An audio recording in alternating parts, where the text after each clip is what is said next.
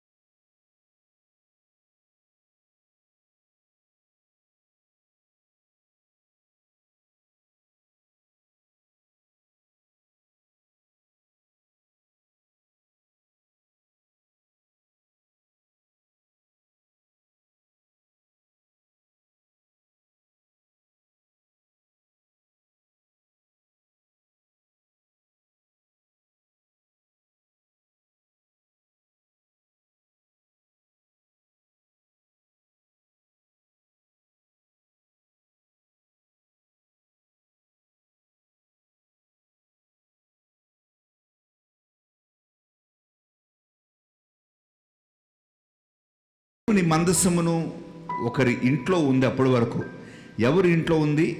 అక్కడ చూస్తే అబీనాదాబు యొక్క ఇంటిలో నుండి తీసుకుని రాగా అని ఉంది. అబీనాదాబు ఇంటిలో ఉన్న మందసాన్ని పట్టుకొని దావీదు శూరులు అందరూ మందసాన్ని మోస్తూ ఉన్నారు.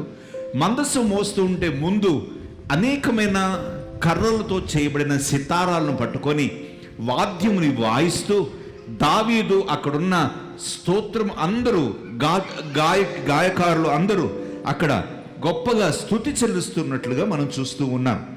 దావీదు హెబ్రోనులో నుండి వచ్చిన తర్వాత అక్కడ మనం దావీదు ఇక్కడ చూస్తే 5వ వచనం చూస్తే, దావీదు ఇశ్రాయేలులందరూ సరళ వృక్షములతో చేసిన కర్రలను చేయబడిన నానా విధములైన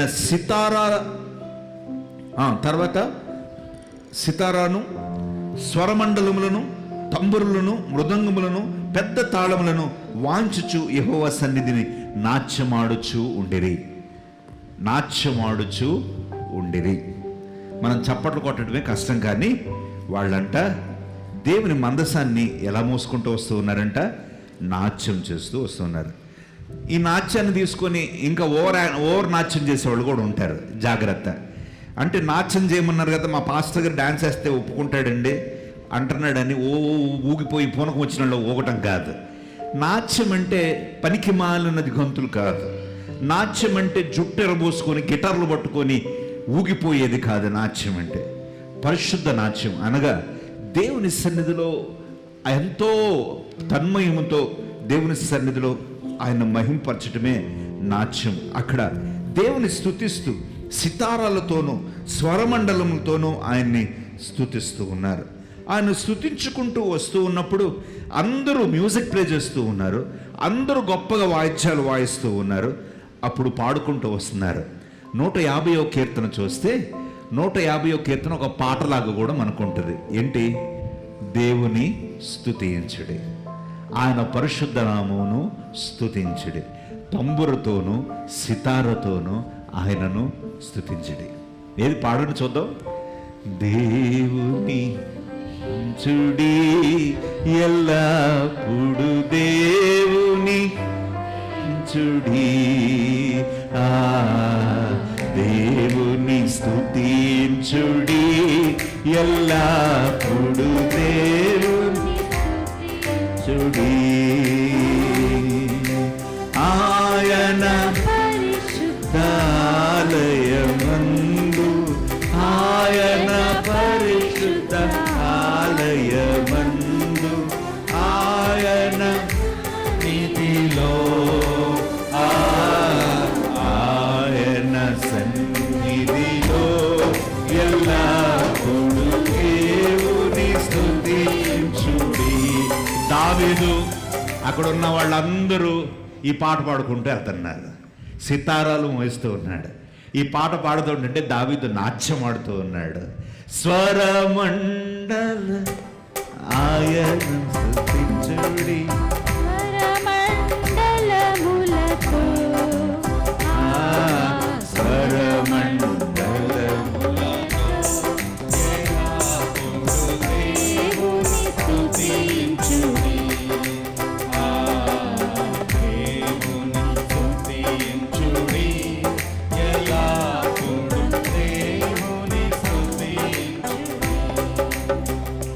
బూరధ్వనితో అన్నాడు, తంబుర సితారతో అన్నాడు, తంతి వాద్యములతో అన్నాడు, పిల్లన గురువులతో అన్నాడు, ఎల్ల ప్రజలు చేరి దేవుని స్తుతించండి అయ్యా అని అంటూ అన్నాడు. దేవునికి మనం ఇచ్చేది ఏంటో తెలుసా? స్తుతి ఆగమే దేవునికి చేసేది. మీకు సంగతి తెలుసా ప్రియులారా? మనం బ్రతుకున్నప్పుడు కూడా, చచ్చిపోయినాక కూడా చేయగలిగింది ఏంటంటే స్తుతి మాత్రమే, ఆరాధన మాత్రమే. ఇప్పుడు నేను బ్రతుకున్నప్పుడు ప్రసంగాలు చేస్తున్నానేమో, ఇప్పుడు నేను బ్రతుకున్నప్పుడు పాటలు పాడుతున్నానేమో, ఇప్పుడు నేను బ్రతుకున్నప్పుడు తమ్ముడు మ్యూజిక్ ప్లే చేస్తున్నాడేమో, మేము బ్రతుకున్నప్పుడు ఒక్కొక్కళ్ళు ఒక్కొక్క పని చేస్తూ ఉన్నారేమో. అనేక పనులు బ్రతుకున్నప్పుడు చేస్తూ ఉండుండొచ్చు, కానీ చనిపోయినాక మనకు వేరే పని లేదు. మన పని ఏంటో తెలుసా? దేవా పరలోక దూతాళి నిన్ను పాడి కీర్తింపతో ఎంతో మహిమా, నిన్ను భూమిలోని జనులంత కొనియాడి కీర్తింప ఎంతో ఎంతో మహిమా, నిన్ను భజించి పూజించి ఆరాధింప నీకే నీకే మహిమా, నిన్ను భజించి పూజించి ఆరాధింప నీకే నీకే మహిమా, మహిమా నీకే మహిమా, మహిమా నీకే మహిమా,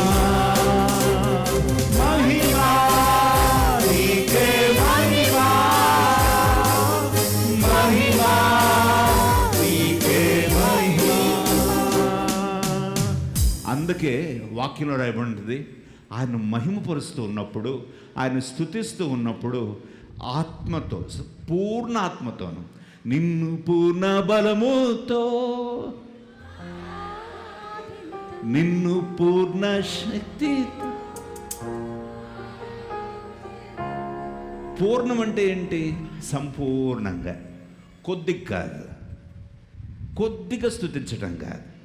చేతులు ఎత్తండి అంటే ఆఫ్ హ్యాండ్స్ ఎత్తినట్లు కాదు, పూర్తిగా ఎత్తాలి. హల్లెలూయా. ఆయన స్తుతించాలి. ఆయన స్తుతిస్తే ఎరుకో కోటగోడలు కూడిని. హల్లెలూయా. ఆయన స్తుతించుకుంటూ వస్తే ఆ యొక్క యోర్దాను నది జలరాశిగా మారిపోయింది. నువ్వు దేవుని స్తుతిస్తావా? దేవుని ఆరాధిస్తావా? దావీదు ఆ మందసాన్ని దేవుని సన్నిధికి దగ్గరకు వచ్చిన వెంటనే దావీదుకు ఒక గొప్ప గంభీరమైన ఆరాధన ఆత్మ దావీదు మీదకి వచ్చేస్తుంది. ఆరాధించకుండా ఉండలేడు. ఆరాధించకుండా దేవుని అసలు ఉండలేడు దావీదు. తన దుఃఖంలో ఆరాధిస్తాడు, తన నిరుత్సాహంలో ఆరాధిస్తాడు, తన తృణీకరణలో ఆరాధిస్తాడు, తన చీత్కారంలో ఆరాధిస్తాడు. ప్రజలందరూ తన్ను రాళ్ళు పెట్టి చంపాలని ప్రజలందరూ తనకు వ్యతిరేకమైనప్పుడు కూడా దావీదు చేసింది ఏంటో తెలుసా? ఆరాధన మాత్రమే.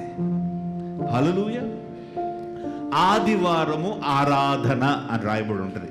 అంతేకాని ఆదివారము వాక్యోపదేశం అని మనం రాస్తాము ఎక్కడన్నా? ఆదివారం ఆరాధన సమయములు అని రాసి ఉంటుంది. అంటే ఏంటి? ఆరాధించే సమయం.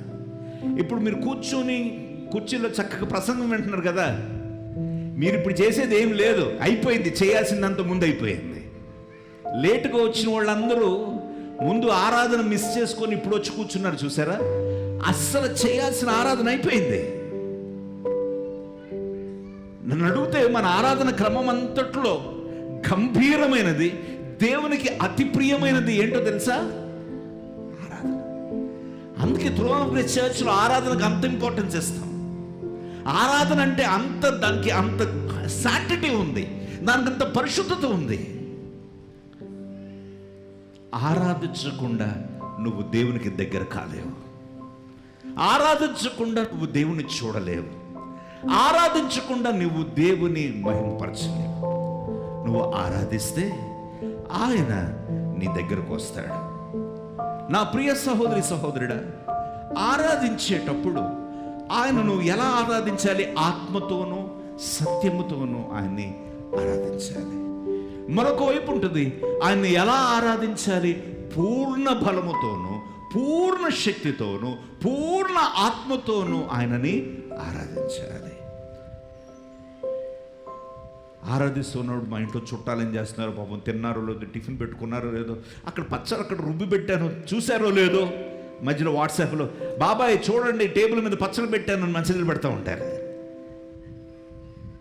నాకు తెలుసు మీరు ఎన్ని చేస్తూ ఉంటారు. చర్చికి వచ్చి ఇంట్లో చుట్టాలను పెడతారు, చర్చికి వచ్చి కూర్చుంటారు, అన్న ఏమనుకుంటాడో అని. కానీ మనసంతా చుట్టాల దగ్గర ఉంటుంది.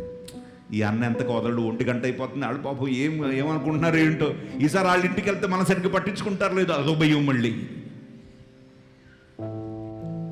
పూర్ణ ఆత్మ, పూర్ణ హృదయము, పూర్ణ శక్తి. దేవుణ్ణి ఆరాధించేటప్పుడు నీ మనస్సు దృష్టి వేరే దాని మీద ఉండదు. పక్కోడు ఏమనుకుంటాడో, ఎరా చూడటానికి మనిషి బాగానే ఉన్నావు, అంతంత గట్టిగా అరవాలా అని పక్కనోడు అంటాడేమో అని భయం. అంత పెద్దగా పాడాలా అని అంటారు ఇంకోళ్ళు, హల్లెలూయా అనాలా అని ఇంకోళ్ళు అంటారు. ఎందుకు వచ్చింది? గమ్మునుంటూ పోలా, బాధ లేదు కదా. హల్లెలూయా అనకపోతే ఒకళ్ళ కోపం, అంటే ఒకళ్ళ కోపం. మనుషుల కొరకు భక్తి చేయొద్దు. మనుషులను ఆధారం చేసుకొని భక్తి చేయొద్దు. పోయిన వారము తెచ్చిపెట్టుకునే భక్తి గురించి మాట్లాడాను. ఈ వారము మనుషుల్ని ఆధారం చేసుకునే భక్తి చేయొద్దు. దావీదుకు వాళ్ళ ఆవిడే నవ్వింది దావీదు నాట్యం చేస్తూ ఉన్నప్పుడు. చూద్దాం. మనం చూస్తే తర్వాత దావీదు అలా నాట్యం చేసుకుంటూ పాటలు పాడుకుంటూ మందసాన్ని మోసుకుంటూ వెళ్తుంటే, మందసము అలా మోసుకుంటూ వెళ్తున్నప్పుడు బండి మీద వెళ్తుంది కదా మందసము, ఆ బండి చక్రము ఒక రాయికి తగిలి మందసం ఇలా పడిపోబోతుంటే వెంటనే ఉజ్జా అనే ఒక వ్యక్తి గబుక్కును చేయి చాపి మందసాన్ని ఇట్లా పట్టుకుంటాడు, పడిపోద్దేమో అని. దేవుడు వెంటనే అతన్ని మొత్తి అక్కడక్కడే పడి చచ్చిపోతాడు. గుర్తుంచుకోండి తమ్ముడా, దేవుని యొక్క మందసము అనగా బలిపీఠము దగ్గరకు అందరూ రాకూడదు. దేవుని మందసం దగ్గరకు చాలా చర్చెస్లో దీనికి పెద్ద ఇదే ఉండదు, మామూలుగా అందరూ వచ్చేసారు. మనకంటే స్టేజ్ అంతా ఒకటే కాబట్టి మనం ఇక్కడ నుంచోవాల్సి వస్తుంది. దేవుని బలిపీఠం దగ్గరకు ఒక శాంటిటీ ఉంది, ఒక పరిశుద్ధత ఉంది. దేవుని బలిపీఠం అనేది ఏదో ఇక్కడ కూర్చొని ఊకదంపుడు ఉపన్యాసాలు చేసే వేదిక కాదు. ఇది దేవుడు స్వరము వినిపించే స్థలం, అది దేవుడు మాట్లాడే స్థలం, అది దేవుడు కనుదృష్టి నిలుపు స్థలం. అది నా ప్రియ సహోదరి సహోదరుడా, దేవుని యొక్క సన్నిధికి నువ్వు వచ్చినప్పుడు, దేవుని యొక్క సన్నిధిలో నువ్వు కనబడుతూ ఉన్నప్పుడు, దేవుని యొక్క సన్నిధిలో యాదృచ్ఛికంగా లేకపోతే వేమపాటుతనంగా దేంట్లోనూ పొరపాటున తొందరపడి పాల్గొనొద్దు. కోవిడ్ వచ్చినాక అందరు ఇంట్లో కూర్చున్నారు. ఇంట్లో కూర్చున్నాక యూట్యూబ్లు బాగా స్టార్ట్ అయినాయి, లైవ్లు స్టార్ట్ అయినాయి. ఇక అంతే, కొద్దో గొప్ప వాక్యం తెలిసిన వాళ్ళందరూ కెమెరా ఎదురుకుండా పెట్టుకుంటాం, పెద్ద పెద్ద ప్రసంగికులు అయిపోయి, చిన్నపిల్లలు కుర్రోళ్ళు అనుభవం లేదు, లేకపోతే వాళ్ళు ఆ తర్పీదు లేదు, వాళ్ళు సరైన ప్రార్థన లేదు, ఒక మెట్టు లేదు, డైరెక్ట్గా వచ్చేసి పెద్దవాళ్ళు అయిపోవాలి అనుకొని. క్రైస్తవ లోకంలో ఈ జాడ్యం ఎక్కువైపోయింది. కనబడాలి, పేరు ప్రఖ్యాతుల కొరకు వెంపర్లాడటం, లేకపోతే నేనేదో గొప్పవాడిని అనిపించుకోవాలనుకుంటాం. ఉజ్జా కూడా గబుక్కన మందసం మీద చేయి వేశాడు. జాగ్రత్త ప్రియులారా, తెలియక మందసం మీద చెయ్యి వేయటానికి వీలు లేదు. మందసం మీద చేయి వేయటం అంటే ఏంటంటే, దేవుని పనులలో అనగా యాజకుడు చేయాల్సిన పనులు మనము తొందరపడి వాటిల్లోకి వెళ్ళకూడదు.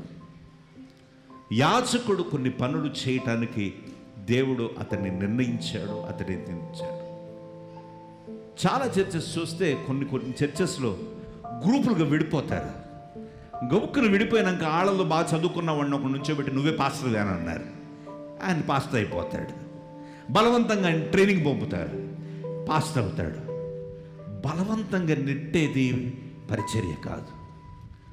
మందసము మోయాలి అని అంటే నిబద్ధత, పరిశుద్ధత కావాలి. ఉజ్జా ఆ మందసము పడిపోతుందేమో అని తొందరపడిపోయి చేయిపోయేశాడు, అక్కడ పడి చచ్చిపోయాడు. జాగ్రత్త సుమ, దేవుని సేవను కొంతమంది మీకు తెలియకోకుండానే ఉద్రేకంతో ఎవరికన్నా వెళ్ళేసి ఎవరికన్నా మీరు వాక్యాలు చెప్పేసేయటం ఇట్లాంటివి చేస్తూ ఉన్నప్పుడు ప్రార్థన సిద్ధపాటు చాలా అవసరం. మీరు చెప్పాలి, సాక్ష్యం చెప్పొచ్చు, సువార్త చెప్పొచ్చు ఇతరులకు, లేకపోతే మీ జీవితంలో దేవుడు చేసిన కార్యాలను మీరు పంచుకోవచ్చు. కానీ నలుగురిని కూర్చోపెట్టి నిలబడి మనము మొదట ప్రారంభంలో అలా మనము వాక్యం చెప్పేసేయటం ఇట్లాంటివి స్టార్ట్ చేస్తే శత్రువు మన మీద దాడి చేస్తాడు. ఉజ్జా చేయి చాపినట్లుగా త్వరపడి చేయి చాపొద్దు. దేవుడు ఒక అభిషేకం ఇస్తాడు, ఒక సమయం ఇస్తాడు, నీకంటూ ఒక దర్శనం ఇస్తాడు. ఆ దర్శనం ప్రకారం నువ్వు వెళ్తే దేవుడు నిన్ను వాడుకుంటూ ప్రారంభిస్తాడు. హల్లెలూయా, హల్లెలూయా. నా ప్రియ సహోదరి సహోదరుడా, ఈరోజు దేవుడు ఆ మందసాన్ని అలా వెళ్తూ ఉంటుంటే పడిపోతే ఉజ్జా పడిపోయాడు. దావీదు చూసి కంగారు పడిపోయాడు. దావీదు గుండాగిపోయింది. మందసమును పట్టుకుంటేనే ఉజ్జా పడిపోయాడు. ఈ మందసాన్ని దావీదు పురానికి నేను ఎలా తీసుకెళ్ళను అని దావీదు అనుకున్నాడు. లేదు, ఈ మందసాన్ని ఇక్కడే ఎక్కడో పెడతాను అని. ఎక్కడ చదవండి, ఎన్నో వచనం. యెహోవా మందసమును దావీదుపురములోని తన యొద్దకు తెప్పింపనొలక ఆ. గిత్తీయుడగు ఒబేదేదోము ఇంటి వరకు తీసుకొని అచ్చట ఉంచెను. చూడండి.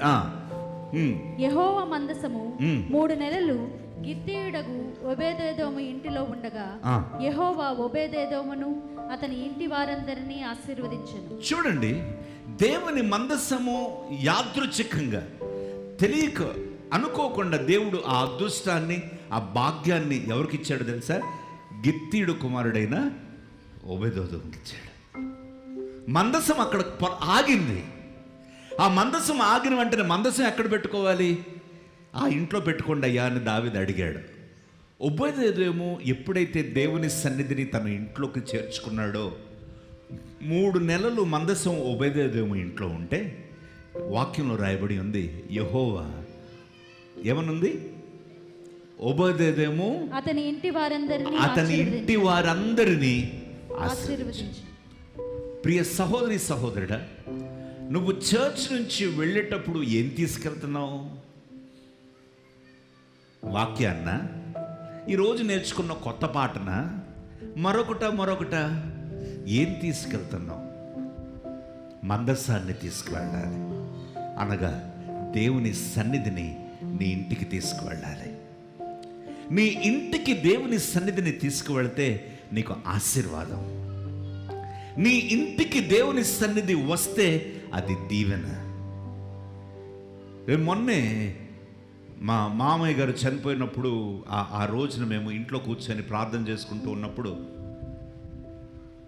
మా అత్తయ్య గారికి 2 కుమార్తెలు. ఏం చేశారు అంటే ఏమీ చేయలేదు, పెద్దగా ఉద్యోగాలు లేవు, చాలా టఫ్ పరిస్థితుల్లో నడిచినాయి వాళ్ళ జీవితాలు. కానీ 2 కుమార్తెలను దేవుడు దీవించాడు. 2 అల్లుళ్ళను సేవకులుగా మార్చారు. ఎందుకు అని మేము ఆలోచించడం ప్రారంభించాము. ఏమంత గొప్ప పని చేశారు? మా అత్తయ్య మామ ఏమంత గొప్ప పని చేశారు అని అంటే, వాళ్ళు చేసిన పని ఏంటో తెలుసా?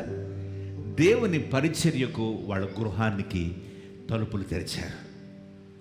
ఆ ఊర్లో అక్కడ దగ్గరలో జరుగుతున్న చర్చెస్ అన్నిట్లో వాళ్ళకి చర్చెస్ లేకపోతే, అమ్మ ఆదివారం ఉదయం మీ ఇంట్లో చర్చ్ పెట్టుకుంటామనంటే చర్చికి స్థలం ఇచ్చేవాళ్ళు. అమ్మ ఆదివారం సాయంత్రం మీ ఇంట్లో ప్రార్థన పెట్టుకుంటామనంటే స్థలం ఇచ్చేవాళ్ళు. అలాగూ అనేక సేవకులు తెలియకనే వచ్చి అక్కడ పరిచర్య చేశారు. అనేక మందిరాలు, అనేక చర్చెస్ ప్రారంభానికి లాంచ్ ప్యాడ్ లాగా దేవుడు ఆ ఇంటిని వాడుకున్నాడు. వాళ్లకు దేవుడు మమ్మల్ని ఆశీర్వదిస్తాడు అని వాళ్ళు ఏదో ఇచ్చారు, కానీ ఇంతగా ఆశీర్వదిస్తారని వాళ్ళు అప్పుడు తెలుసుకోలేకపోయారు. ఇప్పుడు గ్రహించుకుంటే ఎలా నా బిడ్డలు ఇంతగా ఆశీర్వదింపబడ్డారు, ఎలా 2 అల్లుళ్ళు కూడా సేవ చేస్తున్నారు అని ఆలోచిస్తే కొంతమంది తెలియకనే దేవదూతలకు ఆతిథ్యం ఇచ్చారని వాక్యంలో రాయబడి ఉంది. ప్రియ సహోదరి సహోదరుడా, క్రిస్మస్ దినంలో సత్రముకు స్థలము లేకపోతే పశువుల పాకకు ఒక కుటుంబము తలుపులు తెరిచింది, మరియా యోసేపుకు. వాళ్ళ పేర్లు ఉన్నాయా? లేవు. యేసుక్రీస్తు ప్రభువు యెరూషలేము వీధుల్లో ఆయన ఇదిగో హోసన్నా హోసన్నా అని జయోత్సాహంతో వెళ్ళటానికి ఆయనకు ఒక గాడిద పిల్ల అవసరమైంది. ఆ గాడిద పిల్ల యజమానుడు అని రాయబడి ఉంది, కానీ అతడు పేరు రాయబడిందా? రాయబడలేదు. యేసుక్రీస్తు ప్రభువు ఆయన పస్కా బల్లను ఆచరించాల్సి వచ్చిన సమయంలో ఒక ఇల్లు కావాల్సి వచ్చినప్పుడు, ఇదిగో పలానా ప్రాంతంకు వెళ్ళు, అక్కడ అతను చెప్పు, బోధకుడుకు పస్కా ఆచరించడానికి ఒక ఇల్లు కావాలి అన్నప్పుడు సామాగ్రి కలిగిన మేడగదిని అతడు ఇస్తాడు అని అన్నప్పుడు యేసుక్రీస్తు ప్రభు ఆ ఇంటిని వాడుకున్నాడు. అక్కడ పస్కా పండగను ఆచరించారు. అక్కడే శిష్యుల పాదాలను కడిగాడు. అక్కడే రొట్టెను ద్రాక్షరసమును ఆయన పంచిపెట్టాడు. ఆ ఇంటి యజమానుడు పేరు తెలుసా? తెలియదు. కొంతమంది తెలియకనే దేవునికి స్థానం ఇస్తారు. దాని ఆశీర్వాదం నువ్వు అప్పుడు చూడవు, కానీ నీ తరాలు చూస్తాయి. హల్లెలూయా. ఇప్పుడు నువ్వు పడుతున్న కష్టము కొద్దిపాటి రోజులే. ఇప్పుడు నువ్వు దేవుని నామమున దేవుని పేరట నువ్వు సేవకుడిని చేర్చుకున్నా, దేవుని పేరటను నువ్వు గిన్నెడు చన్నీళ్లు ఇచ్చినా, దేవుని పేరటను నువ్వు ఏది చేసినా ప్రభు నందు పడిన ప్రయాస వ్యర్థము కాదు. ఆయన నామమును నువ్వు చేసిన దానిని మరచుటకు ఆయన అన్యాయస్తుడు కాదు. ఎలీషా ప్రతిరోజు ఆయన దరిదాపుగా నెలకు 2-3 సార్లు ఆ యొక్క శారపోతు అనే గ్రామానికి వస్తూ ఉన్నప్పుడు ఎలీషా యొక్క అక్కను చూసి ఆ యొక్క ఘనురాలైన స్త్రీ ఆమె ఇంటిని సేవకుడికి ఇచ్చింది. ఆ ఇల్లు దేవుని సన్నిధికి ఒక ప్లాట్ఫామ్గా మారింది. తన కొడుకు చనిపోయినప్పుడు తన కొడుకును బ్రతికించుకోగలిగింది. తన గర్భవతిగా కానప్పుడు కొన్ని సంవత్సరాలు గర్భం లేని సమయంలో కుమారుణ్ణి తెచ్చుకుంది దేవునికి స్థలం ఇచ్చి. తమ్ముడా, చెల్లె, నువ్వు మందిరం నుంచి తీసుకువెళ్ళేది ప్రాముఖ్యంగా ఏంటో తెలుసా? దేవుని సన్నిధి. చాలామంది చర్చిలోకి వస్తారు దారిలో ఏదో మటన్ కొనుక్కునేటప్పుడు లేకపోతే చికెన్ కొనుక్కునేటప్పుడు గొడవ అవుద్ది. మీ ఆయనతో గొడవలు పడుతూ ఉంటారు. ఇంటికి వెళ్ళి గొడవ పడుతూ ఉంటుంటే మీరు పోవచ్చు. మన దగ్గర అక్కడ అర్పణ విడిచిపెట్టి వెళ్ళి సమాధాన పడమన్నాడు. మందసముని ఇంటికి రావాలంటే మందసాన్ని మోసుకెళ్ళే అర్హత నీకు ఉండాలి. మందసము మోసుకు వెళ్ళే అర్హత నీకు ఉండాలంటే నువ్వు పరిశుద్ధంగా ఉండాలి. నువ్వు పరిశుద్ధంగా ఉండాలంటే నీలో ఏ భేదము, ఏ అభిప్రాయ భేదాలు ఉండకూడదు. అవును, తప్పు నీది కాదు, అవతల వాళ్ళదే. వాళ్ళే నిష్కారణంగా నిన్ను దూషించారు, వాళ్ళే నిష్కారణంగా నిన్ను ఒక మాట అన్నారు, వాళ్ళే నీకు పేరు రాకుండా పాడు చేస్తున్నారేమో, వాళ్ళే నీ గురించి కొండెములు చెప్తూ ఉన్నారేమో. పర్వాలేదు, అయినా సరే నువ్వు నీ దృష్టి దేని మీద ఉండాలో తెలుసా? తగువును ఇంటికి తీసుకువెళ్ళటం కాదు, మందస్సాన్ని ఇంటికి తీసుకువెళ్ళాలి. హల్లెలూయా, హల్లెలూయా. నేను నా దేవుని సన్నిధిని ఇంటికి తీసుకువెళ్ళాలి. దేవుని సన్నిధి నాతో రావాలి. నా ఇంట్లో నా దేవునికి అత్యధికమైన స్థానం ఇవ్వాలి. ప్రతి వారం నువ్వు మందిరంకు రావటం బట్టి నువ్వేం చేస్తున్నావో తెలుసా? తెలియకనే నువ్వు మందసాన్ని మోస్తూ ఉన్నావు. తెలియకనే మందసాన్ని నీ ఇంటికి ప్రతి వారము నువ్వు తీసుకువెళ్తూ ఉన్నావు. మందసాన్ని పట్టుకొని వెళ్ళాలంటే నీలో ఉన్న భేదాభిప్రాయాలు ఉండకూడదు. హల్లెలూయా. వాక్యంలో రాయబడి ఉంది, మందసము ఒబేదేదోము ఇంటిలో ఉన్నప్పుడు యెహోవా అతని ఇంటి వారిని ఆశీర్వదించును. ఆ తర్వాత చదవండి. దేవుని మందస్సము ఉండుట వలన యెహోవా ఒబేదేదోము ఇంటి వారిని అతనికి కలిగిన దానిని అంతటిని ఆశీర్వదించుచున్నాడన్న సంగతి దావీదునకు వినబడగా దావీదు పోయి దేవుని మందస్సమును ఒబేదేదోము ఇంటిలో నుండి ప్రకాశమానంగా ఉండాలంటే కొంచెము కింద నీ దీపము ఉండకూడదు. ఎక్కడ ఉండాలి? దీపస్తంభం మీద ఉండాలి. అనగా నీ యొక్క వెలుగు ఎప్పుడు దేదీప్యమానంగా పెరుగుద్దంటే వెలుగును ఇచ్చే దేవుని దగ్గరకు, నీతి సూర్యుని దగ్గరకు వచ్చినప్పుడు. ఒక సోలార్ ల్యాంప్ని ఎండ దగ్గరకు, ఆ వెలుగు ఇచ్చే ఆ సూర్యుడి దగ్గరకు తీసుకువెళ్తే దాంట్లో శక్తిని చోదించుకొని అది రాత్రిపూట సూర్యుడు లేనప్పుడు కూడా అది ప్రకాశమానంగా వెలుగుతూ ఉంటుంది. దేవుని సన్నిధికి వచ్చినప్పుడు నువ్వు తీసుకోవాలి, బయటకు వెళ్ళినప్పుడు నువ్వు పంచిపెట్టాలి. హల్లెలూయా. అప్లోడింగ్ డౌన్లోడింగ్ అంటారు కదా, అప్లోడింగ్ డౌన్లోడింగ్ అంటారు కంప్యూటర్స్లో. అప్లోడ్ చేసుకోవాలి. ఇక్కడికి వచ్చినాక నువ్వేం చేసుకోవాలి? దేవుని సన్నిధిని అప్లోడ్ చేసుకోవాలి. నువ్వు బయటకు వెళ్ళినప్పుడు ప్రతి పరిస్థితుల్లో నువ్వు ప్రతి ఒక్కరికి దేవుని సన్నిధిని పంచిపెట్టాలి, డౌన్లోడ్ చేయాలి. ప్రతి ఒక్కరికి దేవుని సన్నిధిని నువ్వు చూపించాలి. ప్రియ సహోదరి సహోదరుడా, నువ్వు దేవునితో గడిపిన ఈ 3 గంటల సమయము, దేవునితో గడిపిన ఈ 3 గంటల సమయంలో నీ ముఖము తేజస్సు వలె మారాలి. నీవు సమాధానాన్ని పంచిపెట్టేదానిగా ఉండాలి. నువ్వు ప్రేమను పంచేవాడిగా ఉండాలి. నువ్వు దేవుని సన్నిధిని మోసుకొని వెళ్ళేవాడిగా నువ్వు ఉండాలి. కానీ దేవుని సన్నిధిని తీసుకువెళ్ళని వాడిగా నువ్వు ఉన్నట్లయితే జాగ్రత్త సుమ, నీ గృహంలో అసమాధానం కలుగుద్ది. నా ప్రియ సహోదరి సహోదరుడా, దేవుని సన్నిధిని నువ్వు మోసుకు వెళ్తూ ఉన్నావా? దేవుని సన్నిధిని నువ్వు తీసుకువెళ్తున్నావా? గిత్తీయుడు ఆయన ఆ యొక్క ఒబేదెదోము ఇంటిలో దేవుని సన్నిధి ఉన్నప్పుడు ఆ రీతిగా దేవుడు ఆస్వాదించాడు.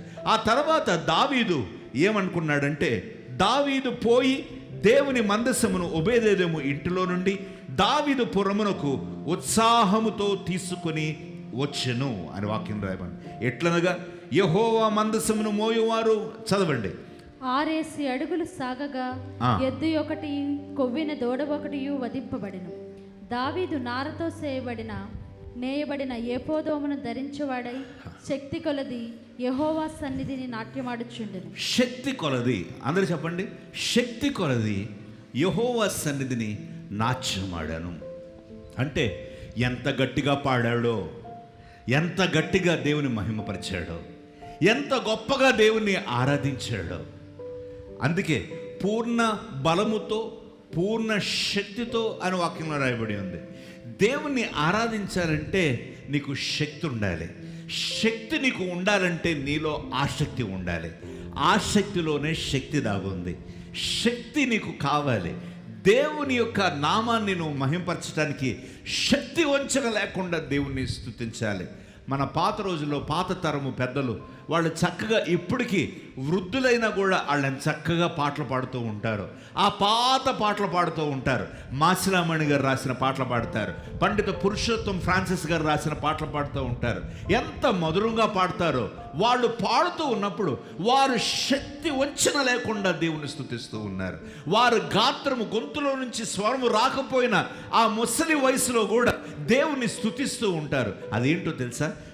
శక్తితో దేవుణ్ణి ఆరాధించడం. శక్తి కొలది దేవుణ్ణి ఆరాధించాలి. పూర్ణ బలముతో పూర్ణ శక్తితో ఆయన ఆరాధించాలి. దావీదు దేవుణ్ణి ఆరాధించేటప్పుడు మనిషిగా ఉండడు. తను మర్చిపోతాడు. తన పరిస్థితిని అసలు చూసుకోడు. తను రాజనే గ్రహింపు కూడా లేకుండా పోయాడు. నాట్యం చేస్తూ ఉన్నాడు. ప్రజలందరూ సితారాలు పట్టుకొని ఆ వాద్యములు పట్టుకొని వాయిస్తూ ఉంటుంటే దావీదు ఆత్మవశుడై దేవుణ్ణి ఆరాధిస్తూ స్తుతిస్తూ ఉంటుంటే అప్పుడు చూడండి, చదవండి ఆ తర్వాత. ఈలాగున దావీదును ఇశ్రాయేలీయులందరూ ఆర్భాటముతోను బాకా నాదముతోను యెహోవా మందసమును తీసుకొని వచ్చిరి.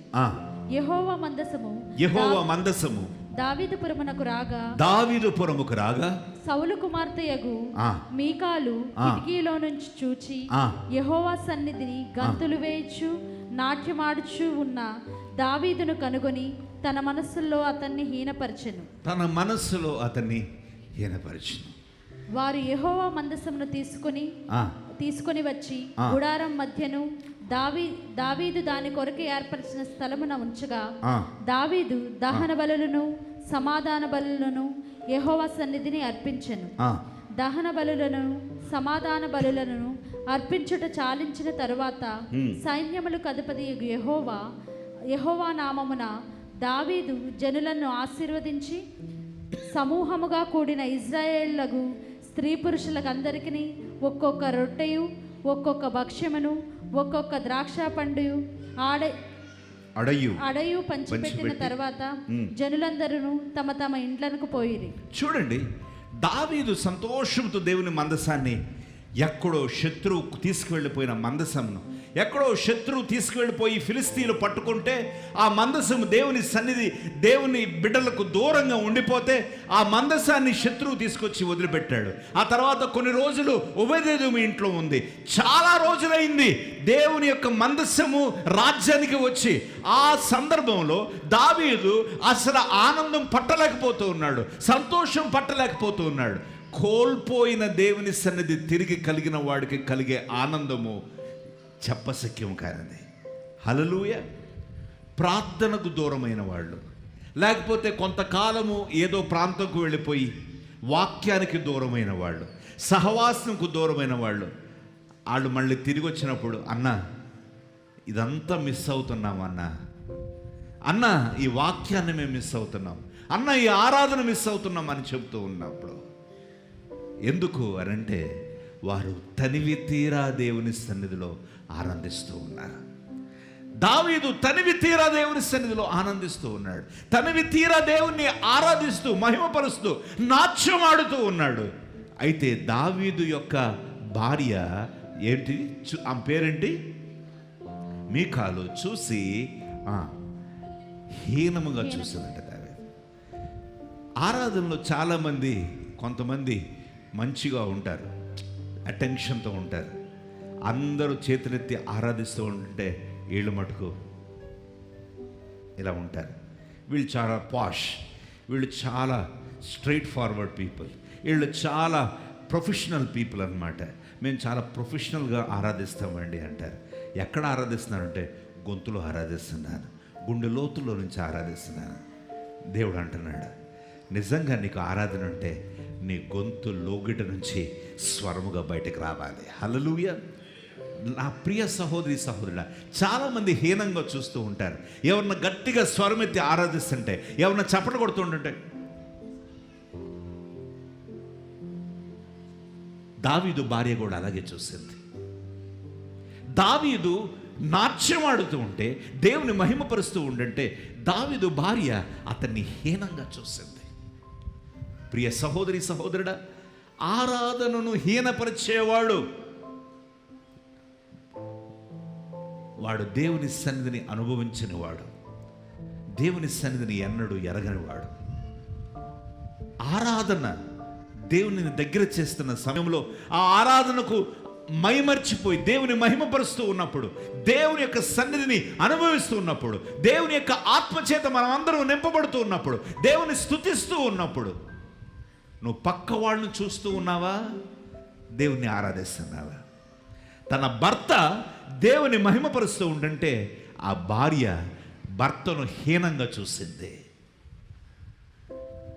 చాలామంది ఇండ్లలో వైస్ వర్సా కూడా జరుగుతూ ఉంటుంది. భార్య గట్టిగా ప్రార్థన చేస్తున్నా, ఎక్కువ సమయం చర్చిలో ఉన్నా, ఎక్కువసేపు ప్రార్థనలు గడిపినా, ఎంతసేపు ఎంతసేపు సారు కోపం వచ్చేస్తూ ఉంటుంది. లేకపోతే భర్త ఎక్కువ సమయం చర్చిలో ఉంటే మేడంకు కోపం వచ్చేసి కాల్ చేస్తుంది. ఎంతసేపు, హద్దుబద్దు ఉండాలి, గంట అంటే ఓకే, పూటంతా చర్చిలోనే ఉంటావా, రా, ఇంట్లో పని పాటలేదా అంటారు. మీకా స్వభావం. నా ప్రియ సహోదరి సహోదరుడా, దేవుని సన్నిధిని ప్రేమించు, దేవుని మందిరావరణను ప్రేమించు. నీ భర్త మందిర పనుల్లో నిమగ్నమై ఉన్నాడా, దేవుని స్తుతించు. నీ భార్య దేవుని పనిలో నిమగ్నమై ఉందా, దేవుని మహిమపరచు, నువ్వు సహకరించు. అంతేకాని నిష్ఠూరాలు ఆడుతూ.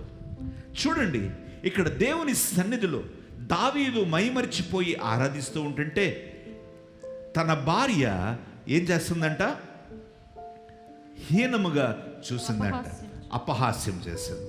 తర్వాత చూస్తే అక్కడ దావీదు దగ్గరికి వచ్చి ఉండబట్టలేక అడుగుద్ది. 20వ వచనం చూస్తే, తన ఇంటి వారిని దీవించుటకు దావీదు తిరిగి రాగా సౌలు కుమార్తెయగు మీకాలు దావీదును ఎదుర్కొన బయలుదేరి వచ్చి. మీకాలు దావీదును ఎదురు చేసి పాపం ఉండబట్టలేకపోయింది. తల్లి పరిగెత్తకుండా వచ్చింది గట్టిగా. అసలు ఏందయ్యా నీ డాన్స్ ఏంటి, నీ స్థుతులేంటి, నీ ఆటలు, నీ స్థుతులేంటి, నీ పాటలేంటి, నీ ఆటలేంటి? పనోళ్ళు ఎదురుగుండా గంతులు వేస్తావా? పనోళ్ళు ఎదురుగుండా నువ్వు దేవుని స్తుతిస్తావా? పనోళ్ళు ఎదురుగుండా నాట్యం ఆడతావా అని మీక అడుగుతుంది. చదవండి. హీనస్థితి గల పనికత్తెలు చూచుండగా వ్యర్థుడొకడు తన బట్టలను విప్పివేసినట్టుగా ఇశ్రాయేలులకు రాజైన నీవు నేడు బట్టలను తీసివేసి ఎంత ఘనముగా కనబడుతువని అపహాస్యం చేసినందున దావీదు నీ తండ్రిని అతని సంతతిని విసర్జించి ఇశ్రాయేలులను తన జనుల మీదకి నన్ను అధిపతిగా నిర్ణయించుటకై నన్ను ఏర్పరచుకున్న యెహోవా సన్నిధిని నేను అలాగు చేసి తిని, యెహోవా సన్నిధిని నేను ఆట ఆడి. చూడండి, ఆరాధనకు మూలం ఏంటో తెలుసా? కృతజ్ఞత. అందరూ చెప్పండి, ఆరాధనకు మూలం ఏంటో తెలుసా? కృతజ్ఞత. నువ్వు నీ దేవుని సన్నిధిలో నీ హృదయంలో నుంచి ఆరాధన బయటికి రావాలంటే దేవుడు మేళ్ళు చేసిన మేళ్ళను జ్ఞాపకం చేసుకోవాలి. దేవుడు చేసిన కార్యాలను జ్ఞాపకం చేసుకోవాలి. దావీదు చెప్తున్నాడు, నీకేం తెలుసమ్మా, నీ తండ్రిని దేవుడు విడిచిపెట్టి ఇదిగో ఈ బలహీనుడనైన నన్ను దేవుడు ఎన్నుకున్నాడు, అందుకే నేను దేవుని మహింపరుస్తున్నాను. నేను అనుకుంటాను మేకాలు మొక్కము మాడిపోయి ఉంటుంది. తన తండ్రిని పోల్చి చెప్తూ ఉన్నాడు, నీ తండ్రి దేవునికి దూరం అయితే గొర్రెల దొడ్డిలో గొర్రెలు కాచుకుంటున్న నన్ను దేవుడు లేవనెత్తి ఇశ్రాయేలు రాజుగారిని నిలబెట్టాడు. అందుకే నా స్తుతి, అందుకే నాకు ఆరాధన, అందుకే నేను దేవుని మహిమపరుస్తున్నాను. చాలామంది అడుగుతూ ఉంటారు, అన్న మీకు ఇంత సమయం ఎలా వస్తుందన్న, మీరు ఎలా దేవుని కొరకు ఇలా పరిగెడతారన్న, మీకు ఎలా కుదురుతుందన్న, మీ ఉద్యోగాలు మీ కుటుంబం ఇవన్నీ పట్టవా, మీరు దేవుని కొరకు సేవ కొరకు ఇంతగా ఎందుకు పెనుగులాడతారు, ఎందుకు మీరు అలా నిద్రపోకుండా ఉంటారు, ఎందుకు మనుషులు కూడా నిద్రపోకుండా చేస్తారు? ఒకటే ఆన్సర్, ఈరోజు నేను ఈ రీతిగా ఉన్నానంటే నా ప్రభువే. ఈరోజు నేను ఈ రీతిగా బ్రతుకున్నానంటే నా ప్రభువే. ఈ హోదా, ఈ పరపతి, ఈ స్థితి. అంతకుముందు నా స్థితిని నేను చూసుకుంటాను. నేను ఎప్పుడు మొదట జ్ఞాపకం చేసుకునేదంటే నా దీన స్థితిని జ్ఞాపకం చేసుకుంటా, నా యొక్క బలహీనతను జ్ఞాపకం చేసుకుంటా, నా ఎన్నికలేని దౌర్భాగ్యమైన స్థితిని, నా ఓటమిని జ్ఞాపకం చేసుకున్నప్పుడు, ఈరోజు నా హెచ్చైన స్థితిలో నేను ఉన్నప్పుడు ఆరాధన రాకుండా ఎలా ఉంటుంది, దేవుని కొరకు పరిగెత్తకుండా ఎలా ఉంటాను, దేవుని కొరకు వెంపర్లాడకుండా ఎలా ఉంటావు? దేవుడు చేసిన మేళ్లను నువ్వు మర్చిపోతే నీ హృదయంలో నుంచి ఆరాధన రాదు. దేవుడు ఉన్నాడనే స్పృహ కోల్పోతే నీ హృదయంలో నుంచి ఆరాధన రాదు. దేవుడు చేసిన మేళ్లను నీ హృదయంలో జ్ఞాపకం చేసుకుంటూ తలపోసుకుంటూ ఉండండి. అందుకే భక్తుడు యేసన్ గారు రాశారు, కృపలను తలంచుచు ఆయుష్కాలమంతా ప్రభుని కృతజ్ఞతతో స్తుతింతున్. ఆయుష్కాలమంతా ప్రభుని కృతజ్ఞతతో చెల్లింతున్. కృపలను తలంచుచు కృపలను.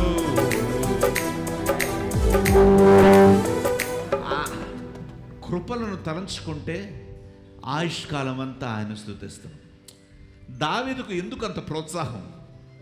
దావీదుకి ఏం ప్రోత్సాహం ఉంది చెప్పండి? దావీదును ఎప్పుడు చూస్తే పారిపోవటమే. దావీదు ఎప్పుడు చూసినా సౌలు తరుగుతూ ఉంటాడు. పట్టున కొన్ని సంవత్సరాలు సింహాసనం మీద కూర్చున్నది లేదు దావీదు.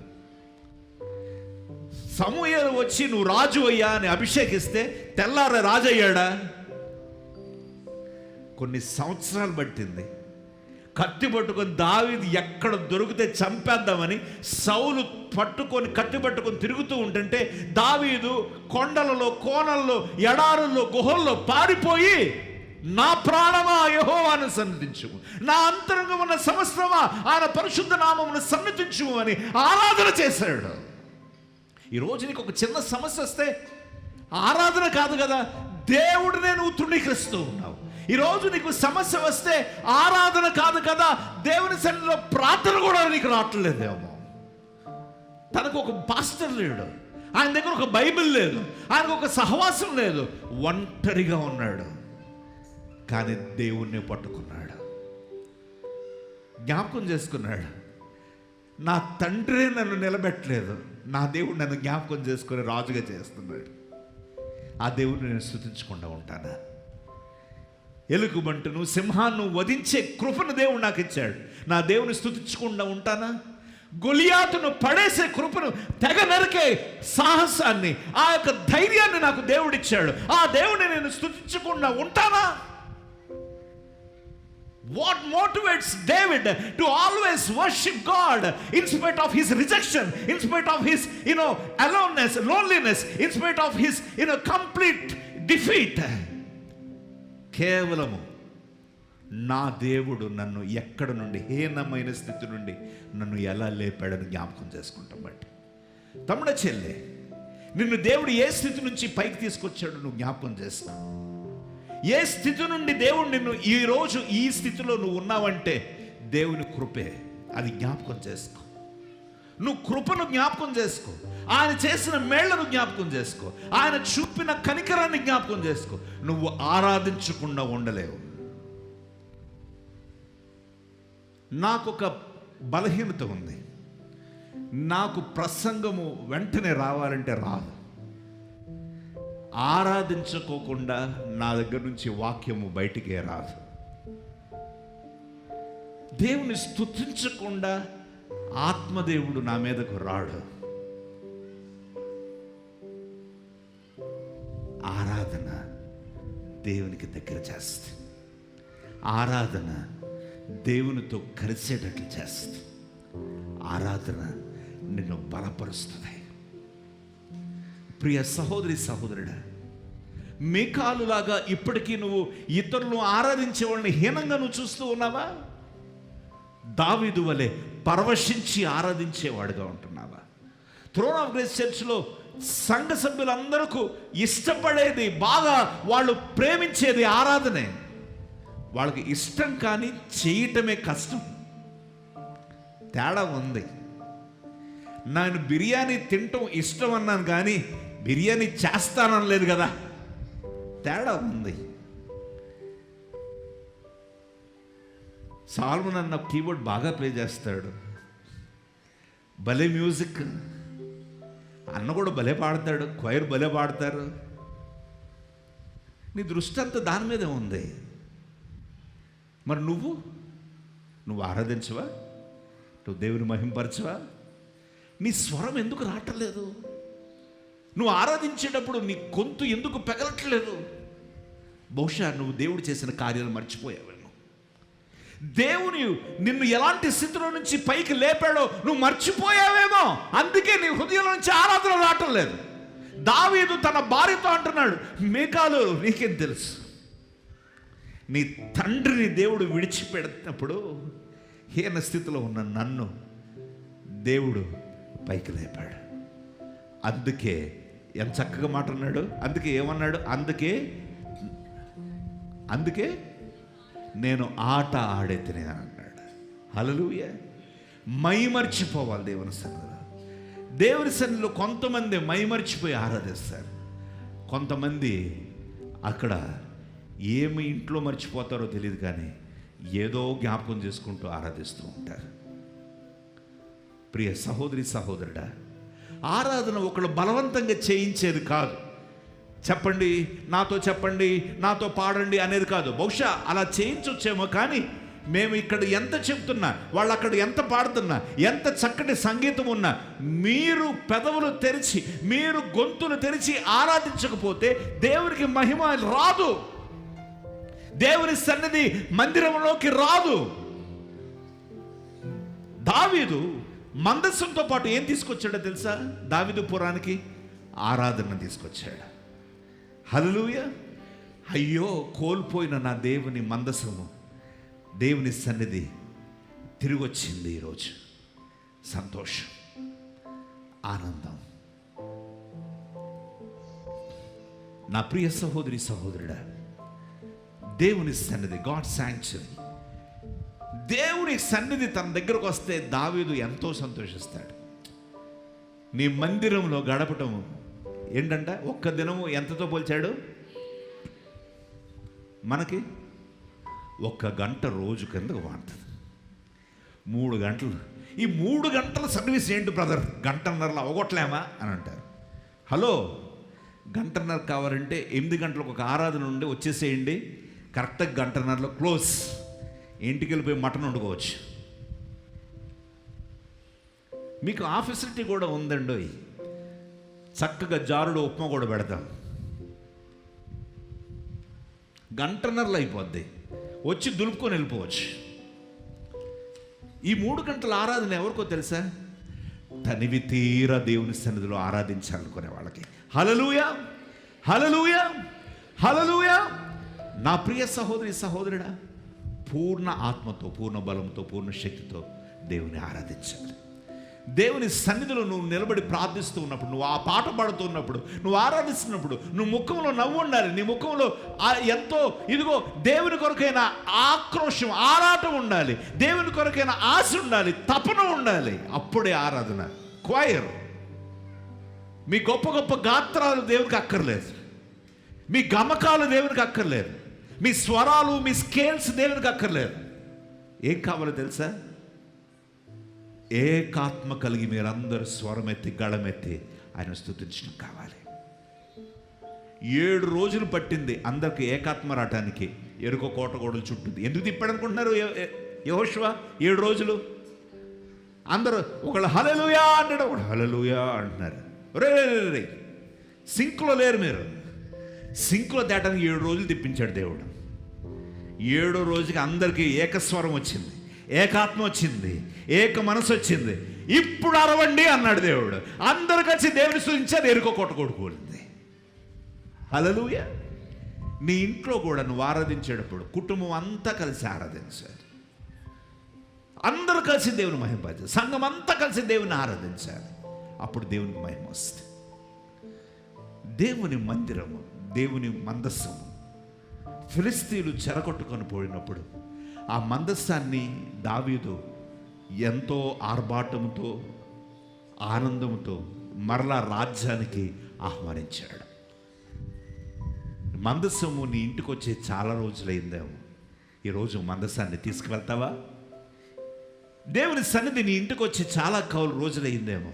ఈరోజు సంతోషంతో దేవుని సన్నిధిని తీసుకువెళ్తావా? దేవుని సన్నిధి ఉన్న ఇల్లు ఏమైంది?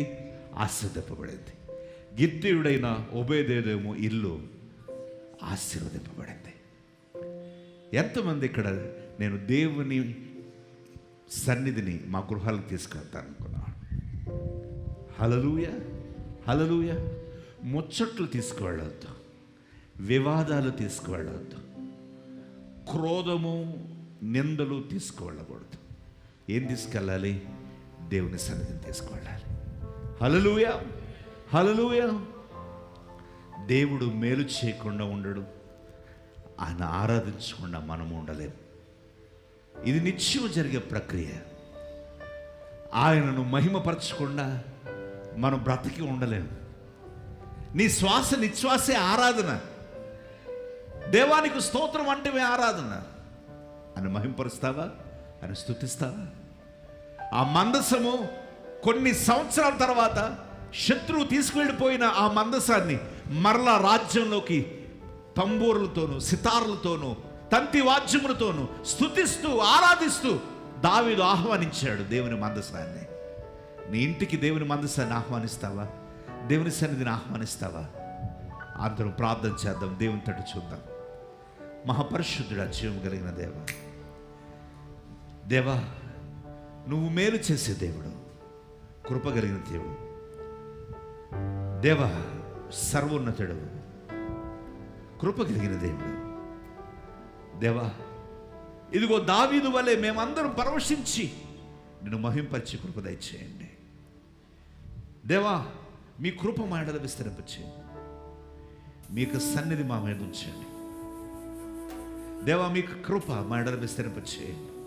కృపా సత్య సంపూర్ణుడు, మా యందు దృష్టించేవాడు, మీకు వందనాలు, స్తుతులు, స్తోత్రం. నన్ను మమ్మల్ని దర్శించి కృప చూపించి జ్ఞాపకం చేసుకో. మీ సహాయాన్ని దయచేయమని యేసు నామమున అడిగి ప్రార్థిస్తున్నాను తండ్రి.